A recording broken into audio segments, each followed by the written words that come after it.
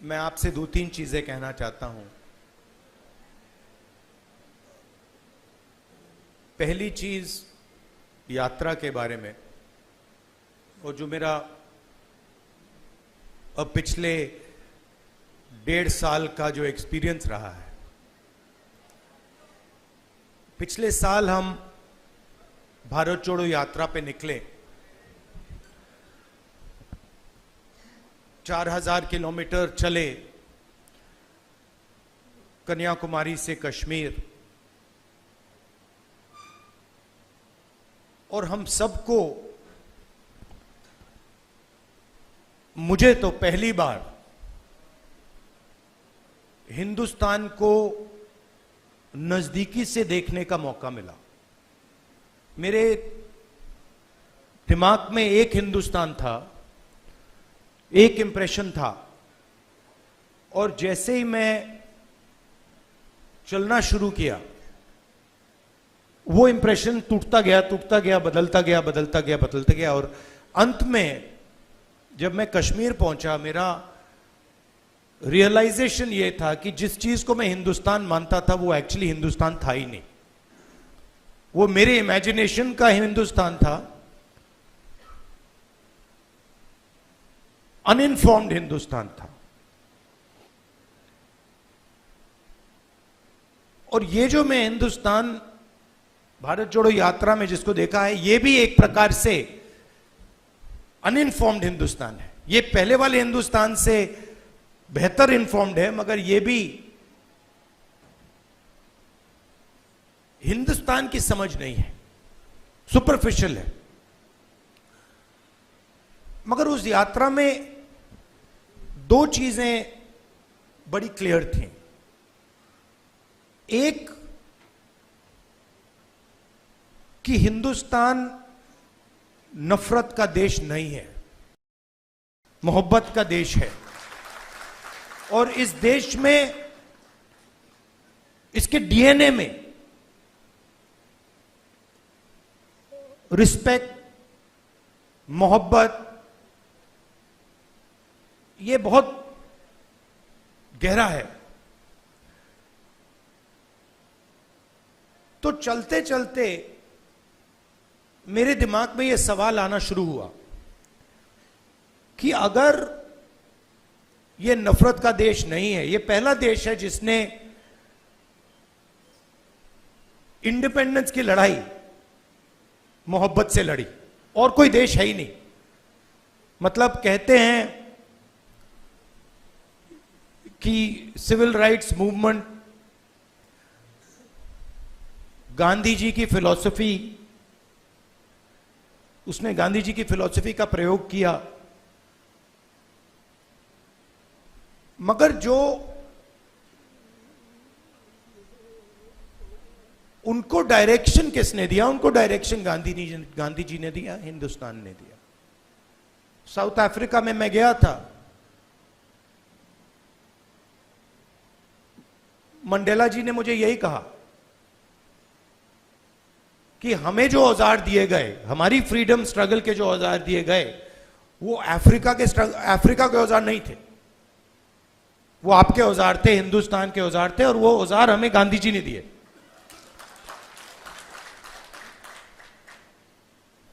तो जब मैं चल रहा था, मेरे दिमाग में यह सवाल आया कि अगर हिंदुस्तान मोहब्बत का देश है तो इसमें नफरत क्यों फैल रही है? क्योंकि इतना आसान नहीं होना चाहिए नफरत को फैलाना। हम कहते हैं बीजेपी नफरत फैलाती है, बट कोई ना कोई फाउंडेशन तो होगा, कोई ना कोई बेसिस तो होगी इस नफरत की। तो ये सवाल मेरे दिमाग में था, और आस्ते आस्ते मुझे बात समझ आने लगी कि नफरत का कारण अन्याय है। कि ये देश में गरीबों के साथ, किसानों के साथ, दलितों के साथ, महिलाओं के साथ, युवाओं के साथ, सबके साथ हर रोज अन्याय होता रहता है। 2-3% लोग हैं इस देश में जिनको न्याय का एक्सेस मिलता है। 2-3%, ज्यादा से ज्यादा 5% लोग हैं। उनके लिए कोर्ट्स काम करते हैं, उनके लिए सरकार काम करती है, सारी इंस्टीट्यूशंस में उनके लिए जगह है। बट अगर हम 90% लोगों को देखें, उनके साथ 24 घंटा अन्याय हो रहा है। 16 लाख करोड़ रुपए 20-25 लोगों का कर्जा माफ हुआ। जीएसटी का पैसा है, जनता का पैसा है, किसानों का पैसा है, मगर किसानों का 1 रुपया माफ नहीं होता है। और मैंने सरकार के अंदर से देखा है, जब हमने किसान कर्जा माफी की बात उठाई, जब हम सरकार में थे, तो रिस्पॉन्स मिला कि ये ठीक नहीं है, इससे किसान आलसी हो जाएगा।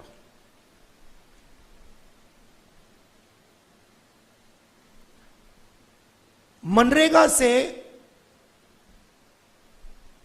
गरीब व्यक्ति की आदत बिगड़ जाती है। मतलब वो काम कर रहा है,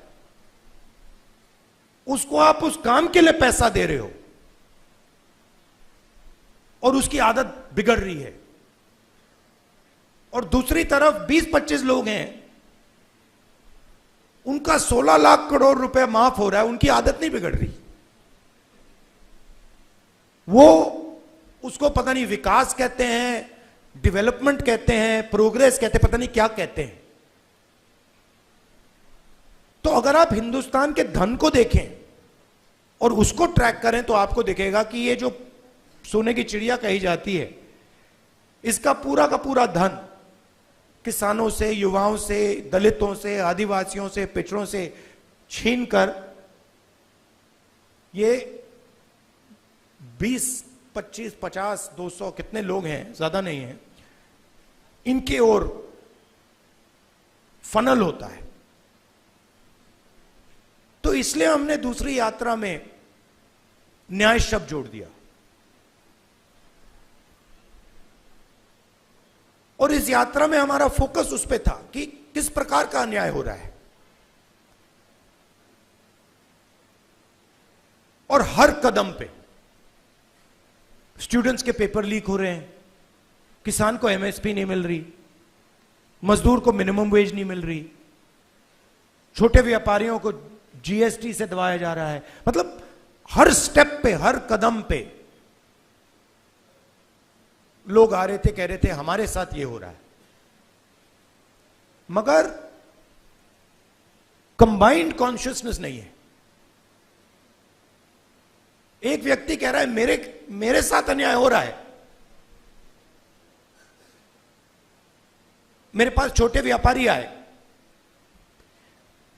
गुजरात में, उन्होंने कहा कि जीएसटी से, नोटबंदी से हमें बहुत चोट लगी। मगर उसी डिस्कशन में जो किसान के साथ हो रहा है वो उनको दिख नहीं रहा है, वो देख ही नहीं पा रहे। तो मेरे खिलाफ जो अन्याय हो रहा है वो मुझे दिख रहा है, मगर मेरे भाई के साथ जो हो रहा है मुझे दिख नहीं रहा है।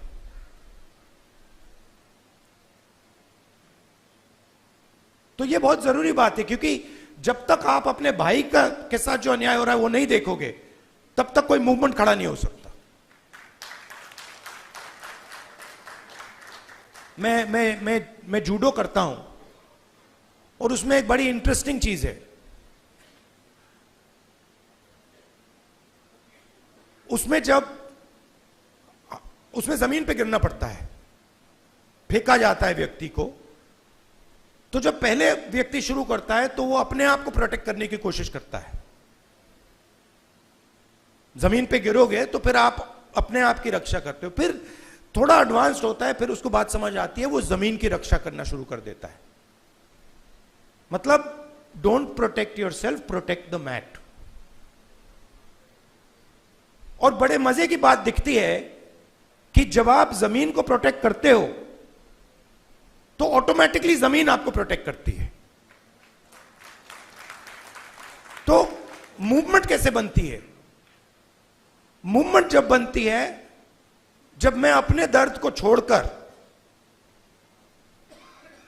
मेरे साइड में जो खड़ा है उसके दर्द की रक्षा करना शुरू करता हूं, ऑटोमेटिकली वो मेरी रक्षा करेगा, उसको करना ही पड़ेगा। तो ये एक मेंटल लीप की जरूरत है। सबको दिख रहा है कि भाई किसान को दिख रहा है, मजदूर को दिख रहा है, सबको दिख रहा है, मगर एक दूसरे का दर्द नहीं दिख रहा किसी को। मेरा एक्सपीरियंस है दूसरी यात्रा का। आखिरी बात देखिए, आपने राहुल गांधी का नाम बहुत बहुत बार लिया।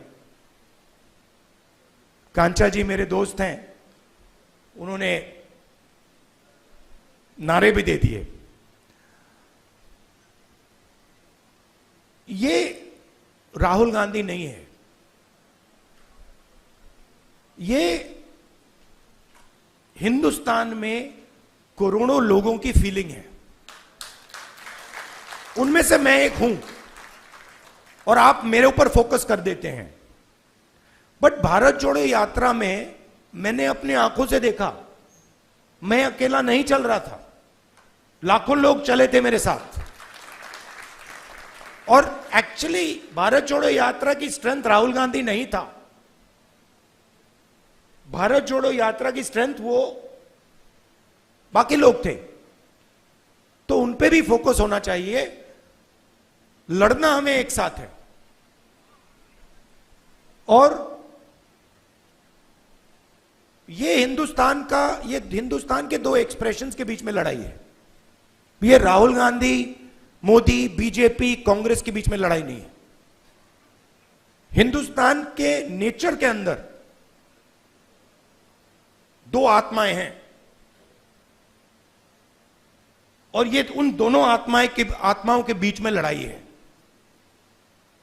एक आत्मा कहती है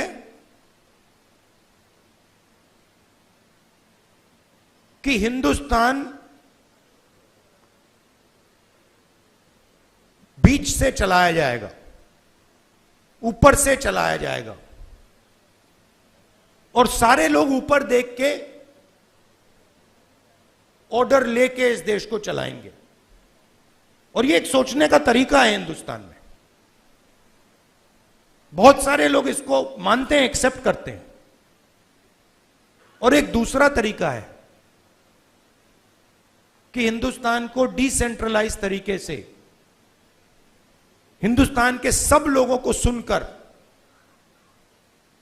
चलाया जाएगा,